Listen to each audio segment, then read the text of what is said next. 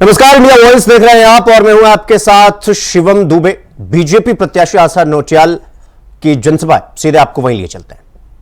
आप सांसद बन गए हो, अब जरूर पूरा हम केदार घाटी और अपने पूरे केदारनाथ विधानसभा का और जमकर विकास कर सकेंगे। भगवान को कुछ और मंजूर था, उनकी मृत्यु हुई और आज मैं आप लोगों से कुछ दो चार बातें कहूंगा, क्योंकि माननीय मुख्यमंत्री जी का संबोधन आपको सुनना है, हमारी प्रत्याशी का संबोधन सुनना है। साथियों, आप सबको पता है कि प्रधानमंत्री जी का इस विधानसभा से कितना बड़ा स्नेह है। आप सबको पता है कि मुख्यमंत्री जी इस पूरे केदारनाथ विधानसभा के लिए क्या क्या सपने बुन रहे हैं। आप लोगों से मेरा आग्रह है कि मोदी जी से लेकर धामी जी तक और आपका सांसद अनिल बलूनी तक सब लोग, हम लोग लगातार इस विधानसभा के लिए बहुत सारे सपने बुने हुए हैं। मैं आप लोगों से, जितने यहाँ कार्यकर्ता साथी बैठे हैं, माताएं बहनें बैठी हैं, मैं आप लोगों से एक आग्रह करता हूँ, आने वाले जितने दिन बचे हैं चुनाव के लिए, हम सब घर घर जाएं, हम सब व्यक्ति व्यक्ति से मिलें और जरूर कहें कि इस वक्त केदारनाथ विधानसभा में जो विकास कार्य होने हैं, केदारनाथ विधानसभा में जिस प्रकार का आगे का 2.5-3 साल में जिस तरह का केदारनाथ को हम देखना चाहते हैं, हम सबको भिक्षा के रूप में एक वोट दीजिए और बहन आशा नौटियाल जी को विजयी बनाइए। आने वाले दिनों में हम सब मिलके, धामी जी, हम सब और आशा जी मिलके इस पूरी केदारनाथ विधानसभा के लिए बहुत जमकर काम करने वाले हैं। भाइयों बहनों, बहुत सारी सड़कें बननी हैं, बहुत सारे जो तीर्थाटन के काम है पड़े हैं, और आप लोगों को आज मैं इस केदार घाटी में विश्वास दिलाता हूं कि आने वाले समय में केदारनाथ जी में जो यात्रा है उसको और भव्य बनाना है और प्रत्येक घर को और प्रत्येक व्यक्ति को तीर्थाटन से जोड़ना है, रोजगार से जोड़ना है। मैं आप लोगों के सामने विश्वास दिला के जाता हूं कि आप हमारी विधायक को चुनाइए और जिस तरह से विधानसभा में विकास के काम होने हैं, एक भी बेटा बेरोजगार नहीं रहे, एक भी सड़क बिना बने यहाँ नहीं रहेगी, ये आप विश्वास करके जाइएगा। तो कस्टडी में लगातार बढ़ रहा मौत का मामला, पुलिस हिरासत में मौत का मामला। लखनऊ पुलिस हिरासत में व्यापारी मोहित पांडे की मौत और परिजनों ने हत्या का आरोप लगाया है। निरीक्षक के साथ कई लोगों के खिलाफ मुकदमा दर्ज किया गया है। मोहित पांडे के परिवार से मुख्यमंत्री योगी आदित्यनाथ ने मुलाकात की है, यानी कि मोहित पांडे का परिवार मुख्यमंत्री योगी आदित्यनाथ से मुलाकात किया है। बलरामपुर में हिरासत में एनएचएम कर्मी की संदिग्ध मौत हुई है। परिजनों ने मारपीट के गंभीर आरोप लगाए हैं। 8 पुलिसकर्मी को लाइन हाजिर किया गया है, यानी कि लाइन अटैच किया गया है। तो ये बड़ी खबर हम आपको बता रहे हैं। मोहित पांडे के मामले में परिजनों ने हत्या का आरोप लगाया है और 8 पुलिसकर्मियों को लाइन हाजिर किया गया है और कस्टडी में लगातार मौत का मामला सामने आ रहा है। पुलिस हिरासत में ये पूरे मौत का मामला है। लखनऊ पुलिस हिरासत में व्यापारी मोहित पांडे की मौत हुई है। तो परिजनों ने हत्या का आरोप लगाया है। निरीक्षक के पास कई लोगों के खिलाफ मुकदमा दर्ज करवाया गया। मोहित पांडे के परिवार से मोहित पांडे का जो परिवार है वो मुख्यमंत्री योगी आदित्यनाथ से मुलाकात किया। तो बलरामपुर में हिरासत में एनएचएम कर्मी की संदिग्ध मौत हुई।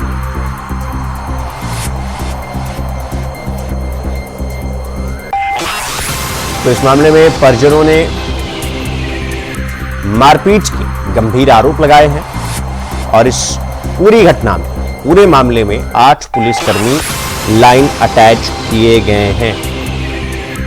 लगातार मौत का मामला बढ़ रहा है और व्यापारी मोहित पांडे की मौत को लेकर अब धीरे धीरे मामला तूल पकड़ता हुआ दिखाई दे रहा है और कस्टडी में लगातार मौत के जो मामले हैं वो बढ़ रहे हैं। पुलिस हिरासत में ये पूरा मौत का मामला है और इसके बाद जो मोहित पांडे का जो परिवार है वो मुख्यमंत्री योगी आदित्यनाथ से मुलाकात किया। बलरामपुर में हिरासत में एनएचएम कर्मी की संदिग्ध मौत हुई और इसको लेकर परिजनों ने मारपीट के गंभीर आरोप लगाए। 8 पुलिसकर्मी लाइन अटैच किए गए।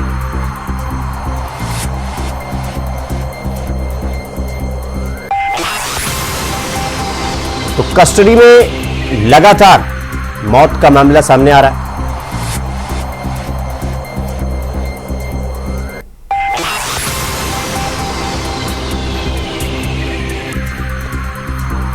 तो इस खबर पर हमारे साथ हमारे सहयोगी रमन मिश्रा और मनोज शुक्ला, हमारे दोनों सहयोगी हमारे साथ जुड़ गए हैं। रमन, जिस तरीके से ये लखनऊ में पुलिस हिरासत में व्यापारी मोहित पांडे की मौत का मामला सामने निकल कर आया है, क्या कुछ कार्रवाई की गई अभी तक? परिजनों का क्या कुछ आरोप प्रत्यारोप?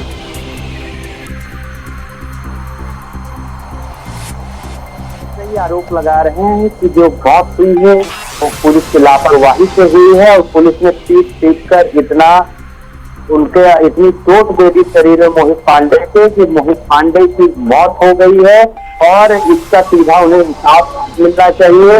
आपको बता दें, एक पारिवारिक लड़ाई से जुड़ा मामला था जिसके बाद में मोहित पांडे को पुलिस ने गिरफ्तार किया था और उसके बाद में माना जा रहा है कि 11 बजे गिरफ्तारी हुई, 1 बजे मोहित की तबीयत खराब हुई और कुछ देर बाद उसकी मौत हो गई, जिसके बाद में इस मामले में तूल पकड़ा और इसको लेकर परिजनों ने लोहिया अस्पताल में पहले प्रदर्शन किया, उसके बाद में वहां पर मंत्री आवास के बाहर प्रदर्शन किया। सपा नेताओं ने भी इस प्रदर्शन में हिस्सा लिया। परिजनों की मांग है कि जो कस्टोडियल डेथ और पुलिस के कारण ये मौत हुई है, इसका सरकार इसमें आरोपियों को सख्त से सख्त। नहीं तो रमन, ये जो परिजन आरोप लगा रहे हैं कि मारपीट किया गया उसके साथ, मोहित पांडे के साथ, इस वजह से उसकी मौत हुई है, सवाल ये कि ये मौत है या फिर कस्टोडियल हत्या है? बिल्कुल, पुलिस तो इससे बता रही है कि मोहित की अचानक से तबीयत खराब हुई और उसकी मौत हो गई उसमें, लेकिन जिस तरीके से पुलिस पर FIR भी लिखा गया, भाजपा विधायक ने भी, जो क्षेत्रीय विधायक योगेश शुक्ला, उन्होंने भी कहा कि अगर मुकदमा लिखा गया है तो आरोपी है पुलिस वाले, उन्हें सजा दी जाए। जो मुकदमा सिर्फ मामला टालने के लिए थोड़ी ना लिखा गया है। वही पुलिस का कहना है कि मौत किसी कारण से हुई, अचानक BP हाई या किसी बीमारी के कारण से। हालांकि पोस्टमार्टम में मौत का कोई मेन कारण निकल नहीं पाया, जिसके कारण से विसरा रिपोर्ट रख ली गई है और विसरा की जांच होगी, जिसमें हो सकता है कि मामले का जो सच है, जो मौत का सच है, बाहर निकल कर आए। रमन, विसरा रिपोर्ट को अभी साइड करते हैं। सवाल ये कि हिरासत में, कस्टडी में मोहित पांडे की मौत हुई, तबियत खराब होने की वजह से क्या कॉन्सिक्वेंसेस हुए, लेकिन पूरी सुरक्षा की जिम्मेदारी तो पुलिस की है। और मैं ये जानना चाह रहा हूं, क्या मोहित पांडे का परिवार मुख्यमंत्री से मिला, और अगर मिला तो क्या कुछ कार्रवाई का आदेश दिया गया मुख्यमंत्री की तरफ से?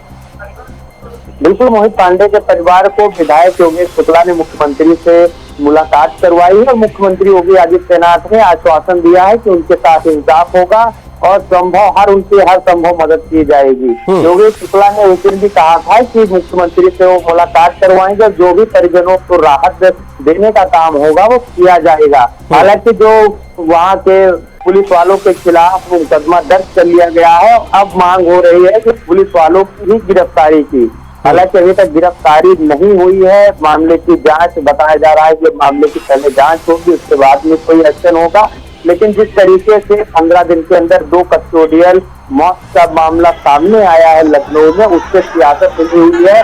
अखिलेश यादव ने जो इससे पहले भी मौत हुई थी उसको लेकर भी बड़ा मुद्दा बनाया था और अब भी अखिलेश यादव ने सीधा कहा कि कस्टोडियल डेथ के मामले में उत्तर प्रदेश नंबर 1 हो गया है। पुलिस बेलगाम हो गई है, लोगों को टॉर्चर करती है और पुलिस से सरकार चलाई जा रही है। ऐसे में लोग इस तानाशाही से परेशान हैं। ठीक है रमन, मैं आपके पास आऊंगा। मनोज, आप सुन पा रहे हैं मुझे? जी बिल्कुल। मनोज, जिस तरीके से मोहित पांडे का जो कस्टोडियल डेथ हुआ उनका, उसके बाद पूरे प्रदेश में इस वक्त हलचल बढ़ा हुआ है। सवाल ये कि जब इस तरह की घटनाएं होती हैं तो किसी न किसी की जवाबदेही तो तय करना पड़ेगा, और इस तरह की घटनाएं होती हैं फिर उसमें बाद में लीपापोती करने की कोशिश की जाती है। कहा जाता है कि भाई ये तबियत खराब करने होने की वजह से मौत हो गई, लेकिन जिम्मेदारी तो पुलिस की बनती है ना ऐसे मामलों में। जी बिल्कुल शिवम, आपको बता दूं कि सिर्फ अब ये जो पुलिस कस्टडी में मौतें होती हैं, ये सिर्फ अब ये प्रदेश की बात नहीं हो रह गई, अब ये पूरे देश की बात हो गई है। आए दिन जो है पुलिस कस्टडी में मौतें होती है, उसके बाद सरकार अपना पल्ला झाड़ लेती है, या तो जांच बैठा देती है या 2-3 लोगों को निलंबित कर देती है। और वो भी निलंबित जिसको करती है वो नीचे के कर्मचारी रहते हैं, जैसे आरक्षक रहते हैं। ज्यादा से ज्यादा थाना प्रभारी के ऊपर कार्रवाई करके जो है सरकार अपना पल्ला झाड़ लेती है। लेकिन जिसके घर पे ये मौतें होती हैं, बड़ा सवाल उठता है कि क्या इतने से उसके घर की भरपाई हो जाती है, या घर का अगर ये मान लिया जाए कि अगर घर का कोई बड़ा जो घर परिवार चलाता हो उसकी मौतें हो जाती है पुलिस कस्टडी में, उसका परिवार कैसे जीवन निर्वाह करे ये कभी सरकारें नहीं सोचती हो, कोई भी सरकारें हो। लेकिन ये गंभीर विषय पूरे देश के लिए बना हुआ है। बात कर ले छत्तीसगढ़ की, छत्तीसगढ़ में बीते 2-3 महीनों में 2 मौतें पुलिस कस्टडी में हो गई, जिसको लेकर भारी बवाल भी चल रहा है और यहाँ पर विपक्ष भी हंगामा खड़ा करके रखा हुआ है। तो ऐसे में कहीं न कहीं चारों तरफ से देखा जाता है तो सिर्फ जनता की ही हानि होती है। कोई भी धरना प्रदर्शन होता है उससे जो है पूरा प्रदेश प्रभावित होता है। लोगों को जो दिनचर्या जिसकी डेली कमाते हैं, जैसे ठेला खुंचे वाले, उनके धंधे बंद हो जाते हैं। तो सब तमाम इन सब बातों को देखते हुए अगर देखा जाए तो कहीं न कहीं शासन प्रशासन की बड़ी लापरवाही देखने को मिलती है और शासन प्रशासन ऐसे मामलों में सिर्फ अपना पल्ला झाड़ लेता है। ठीक है मनोज, बहुत बहुत धन्यवाद। रमन, आपका भी बहुत बहुत धन्यवाद हमारे साथ जुड़ने के लिए और इस खबर पर हमारे साथ जानकारी साझा करने के लिए। तो आज पुलिसकर्मी लाइन अटैच किए गए हैं इस पूरे मामले में, यानी मनोज पांडे के मामले में, और ये कहा जा रहा है कि पुलिस कस्टडी में जिस तरह से मौत हुई है मनोज पांडे की, सवाल यह है कि ये मौत है या फिर हत्या।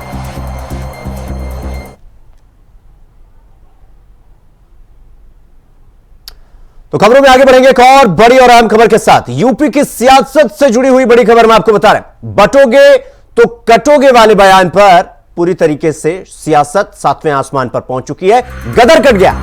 शिवपाल यादव ने पलटवार किया है इस नारे को लेकर। पीडीए ना तो बटेगा और ना ही कटेगा, ये कह रहे हैं शिवपाल। जो ऐसी बातें करेगा बाद में पिटेगा। तो ये शिवपाल यादव ने बटोगे तो कटोगे नारे का पलटवार किया है और यह कहा है कि पीडीए ना तो बटेगा ना ही कटेगा, और जो ऐसी बातें करेगा बाद में पिटेगा। तो ये बड़ी खबर हम आपको बता रहे हैं लखनऊ, यहां पर यूपी की सियासत से जुड़ी हुई बड़ी खबर। क्योंकि आपको बता दें कि लगातार मुख्यमंत्री योगी आदित्यनाथ आगरा में सबसे पहली बार उन्होंने इस सेंटेंस, इस वाक्य का प्रयोग किया था कि बटोगे तो कटोगे, और अब शिवपाल यादव इस बयान का पलटवार उन्होंने किया है। उन्होंने कहा कि पीडीए ना तो बटेगा ना कटेगा, जो ऐसी बात करेगा वो बाद में पिटेगा। तो हम आपको शिवपाल यादव ने क्या कुछ कहा एक बार सुनाते हैं। न कटेगा और जो ऐसी बातें करेगा बाद में पिटेंगे। न कटेगा और जो ऐसी बातें करेगा बाद में पिटेंगे। न कटेगा और जो ऐसी बातें करेगा बाद में पिटेंगे। न कटेगा और जो ऐसी बातें करेगा बाद में पिटेंगे।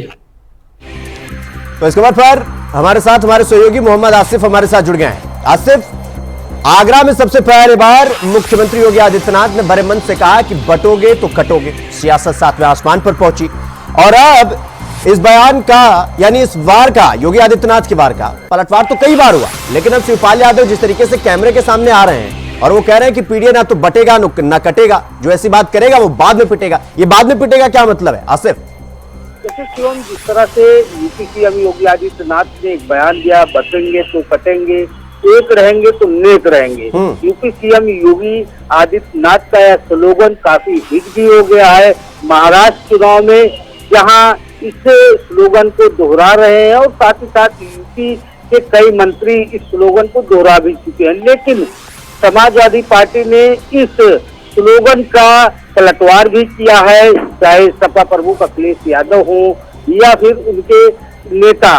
लेकिन जिस तरह से समाजवादी पार्टी के कद्दावर नेता शिवपाल यादव, जो अखिलेश यादव के चाचा हैं, उन्होंने इस बयान को लेकर एक आक्रामकता दिखाई है और कहा है कि पीडीए परिवार न बटेगा न कटेगा, जो ऐसी बातें करेगा वो पिटेगा। तो साफ तौर पर एक एयर बनाने की कोशिश की जा रही है नारों के जरिए, और नारों के जरिए। आसिफ, सीधा सा सवाल ये है कि क्या ये उपचुनाव के मद्देनजर शिवपाल यादव कैमरे पर आते हैं इस तरीके का बयान देते हैं, क्या उपचुनाव से इसे जोड़कर देखना चाहिए? देखिए सीएम, जिस तरह से अगर बात करें, चाहे उपचुनाव हो या लोकसभा चुनाव हो या फिर विधानसभा चुनाव, हर चुनाव में नेता चर्चा में बने रहने के लिए, विपक्षियों को घेरने के लिए ऐसे नारों और स्लोगन का प्रयोग करते हैं। लेकिन जनता इसे किस तरह माइंड कर रही है, क्योंकि जनता ही सुल्तान बनाती है, नेता को जिताती है, गद्दी पर बैठाती है। तो अहम बात यह है कि जिस तरह से शिवपाल यादव ने बटेंगे न बटेंगे न कटेंगे एक पलटवार किया है और एक हमला भी बोला है कि जो इस तरह का बयान देगा वो अब तो पिटेंगे। आसिफ शिवपाल यादव कह रहे हैं कि पीडीए ना तो बटेगा ना कटेगा, यानी कि बटोगे तो कटोगे का जो नारा है, क्या वो पीडीए पर भी इंपैक्ट डाल रहा है, पिछड़ा दलित और अल्पसंख्यक पर भी इंपैक्ट डाल रहा है? इसलिए वो खास तौर पर ये कह रहे हैं कि पीडीए ना तो बटेगा ना कटेगा, क्योंकि उसमें किसी एक जाति धर्म विशेष या समुदाय की बात तो की नहीं गई थी। ये पीडीए को जानबूझकर टारगेट कर रहा है क्या ये नारा? देखिए, नारा टारगेट कर रहा हो न कर रहा हो, लेकिन जिस तरह से लोकसभा चुनाव में समाजवादी पार्टी को पीडीए फार्मूले पर बड़ी सफलता हाथ लगी और पीडीए को एकजुट करने के लिए इनके प्रदेश अध्यक्ष हो, चाहे संगठन मंत्री हो या फिर पदाधिकारी, पीडीए को फोकस करते हुए चुनावी प्रचार में जुटे हुए हैं। और जिस तरह से पीडीए को मजबूत बनाने के लिए सपा प्रमुख अखिलेश यादव नई तरकीब अपना रहे हैं और यह कहा जा सकता है कि इस चुनाव में पीडीए प्लस पर जोर दिया जा रहा है समाजवादी पार्टी की तरफ से। और जिस तरह से अगर बयानों को लें यूपी सीएम के, तो यूपी सीएम योगी आदित्यनाथ ने साफ इशारा किया कि अगर बटोगे तो कटोगे। उनका इशारा साफ तौर पर था कि अगर मतदाता चुनाव में बट गए, उनके वोटों में बिखरा हुआ, तो बीजेपी हार जाएगी और जो विपक्षी दल है वह जीत जाएगा। इसको देखते हुए जिस तरह से अब समाजवादी पार्टी पूरी हमलावर हो चुकी है, क्योंकि समाजवादी पार्टी का मानना है कि पीडीए यानी कि पिछड़ा दलित और अगड़ा अगर वोटिंग करता है समाजवादी पार्टी को तो बीजेपी को झटका लग सकता है। और इसी बयानों को कहीं ना कहीं एक हवा मिल गई है, एक मुद्दा मिल गया है। लेकिन जिस तरह से अब जनता की कुश्ती कहीं न कहीं दिखाई दे रही, इससे चाहे पक्ष हो या विपक्ष हो, दोनों की बेचैनियां बढ़ती देखी जा रही है। हर एक मुद्दे पर तो निशाना साधने की कोशिश की जाती है। फिलहाल यह नारा कभी काफी चर्चा में बना हुआ है, चाहे सीएम योगी। ठीक है आसिफ, बहुत बहुत धन्यवाद आपका हमसे जुड़ने के लिए और खबर पर विस्तार पूर्वक जानकारी हमारे साथ साझा करने के लिए। तो यूपी की सियासत से जुड़ी हुई ये बड़ी खबर हमने आपको बताया। अब खबरों में आगे बढ़ेंगे एक और बड़ी खबर के साथ। मेरठ से जुड़ी हुई ये बड़ी खबर हम आपको बता रहे हैं। बीजेपी नेता नवीन अरोड़ा के होटल में कैसीनो कांड का मामला। बीजेपी नेता के होटल हार्मनी इनके निवेशकों को नोटिस भेजा गया है। CO civil line Abhishek Tiwari ने ऑफिस बुलाया और सीओ ऑफिस में मालिक निवेशकों के बयान दर्ज किए जाएंगे। नेता सीसीटीवी कैमरों के डीवीआर का पासवर्ड नहीं दे रहे। बीजेपी नेता नवीन अरोड़ा कैसीनो चलवाते हैं और मौके पर मुंबई की मॉडल्स पकड़ी गई थी और मौजूदगी में मुंबई की मॉडल्स की मौजूदगी में होटल में कैसीनो चलता था। तो ये बड़ी खबर हम आपको बता रहे हैं। बीजेपी नेता नवीन अरोड़ा कैसीनो चलवाते थे और मुंबई की मॉडल्स की मौजूदगी में ये कैसीनो चलता था और अब निवेशक और मालिक दोनों को बयान दर्ज किए जाएंगे। तो इस खबर पर हमारे साथ हमारे सहयोगी शाहरुख सैफी हमारे साथ मेरठ से जुड़ गए हैं। शाहरुख, ये जिस तरीके का ये बीजेपी नेता का नाम आ रहा है मलिक का, क्या कुछ पूरा मामला है, क्या कुछ कार्रवाई की गई अभी तक, क्या कुछ आरोप प्रत्यारोप? जी बिल्कुल शुभम, मैं आपको बताना चाहूंगा ये बीजेपी के वरिष्ठ नेता हैं, कोषाध्यक्ष हैं भाजपा के नवीन अरोड़ा। इनका एक नाम चीन होटल मेरठ में दल रोड पर है, जो कि हार्मनी के नाम से है। 3 स्टार ये होटल है। बीते दिनों यहाँ पर एक छापा पड़ा था, जिसमें छापे में 1.5 करोड़ रुपए की कैसीनो कॉइन बरामद हुई थी और इसमें पुलिस ने 8 आरोपियों को गिरफ्तार कर माननीय न्यायालय में पेश कर दिया था, जिसमें वो अग्रिम जमानत पर बाहर आ गए थे। लेकिन प्रशासन की कार्रवाई रुकने का नाम नहीं ले रही है। जो आपको आज सुबह मेरठ के सिविल लाइन अभिषेक तिवारी ने इसको जो बाकी के लोग हैं 15 लोगों को इसमें नामजद किया गया है। 7 लोगों को नोटिस दिया गया था कि उसने बयान दर्ज कराए, लेकिन 7 में से कोई भी वहां पर बयान दर्ज कराने नहीं पहुंचा है। इसलिए वहां की जो सीसी फुटेज लगे हुए थे, वहां की 6 डीवीआर पुलिस ने निकाल ली है। उसके पासवर्ड के लिए लगातार फोन किए जा रहे हैं, नोटिस दिए जा रहे हैं, लेकिन कोई भी पहुंचने को तैयार नहीं है और प्रशासन की कार्रवाई रोकने का नाम नहीं ले रही है। लगातार उन आरोपियों की धरपकड़ कर रही है जो आरोपियों वहां पर मौजूद थे और कैसीनो में वो वहां पर कैसीनो खेल रहे थे। बताया जा रहा है कि दिल्ली की और मुंबई की मॉडल भी थी उस होटल के अंदर, और वहां पर जो कैमरे लगे हुए थे उसमें DVR में सारे सबूत मौजूद हैं।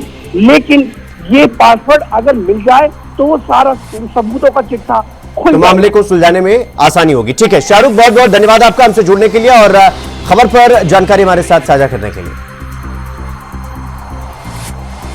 उसी ऑफिस में मालिक निवेशकों के बयान दर्ज किए जाएंगे। 6 DVR पुलिस ने जब्त किए हैं, लेकिन उनके पासवर्ड नहीं बताया जा रहे। और बीजेपी नेता नवीन अरोड़ा के होटल में यह कैसीनो कांड का पूरा मामला।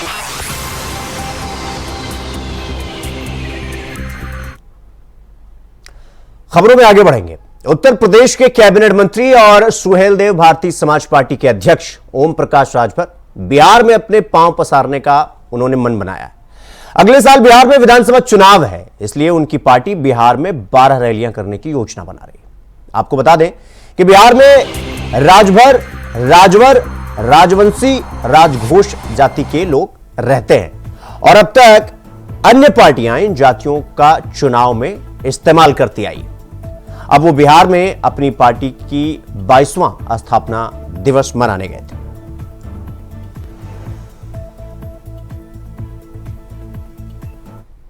जब वो जिसके प्रधानमंत्री माननीय मोदी जी 35% रिजर्वेशन महिलाओं के लागू किया, लोकसभा और राजसभा से पास हो गया है। 2029 में वो कानून का रूप लेने जा रहा है। तो अभी से जो गरीब, कमजोर, वंचित, शोषित, दलित, पिछड़े, अल्पसंख्यक हैं, उनको अभी से हम जगा रहे हैं कि आपके पीछे जो बहनें पढ़ लिख रही हैं उनको राजनीति में ले आए, ताकि वो बोलना सीखें, ताकि जब सीटें सुरक्षित होंगी तो उस समय हम लोगों को प्रत्याशी खोजने में दिक्कत होगी। तो उस समय हम लोग, हमारे पास जब नेता रहेंगे तो हम उनको मैदान में उतार कर जब वो जीत के जाए तो सदन में जाके अपने हक की लड़ाई लड़े।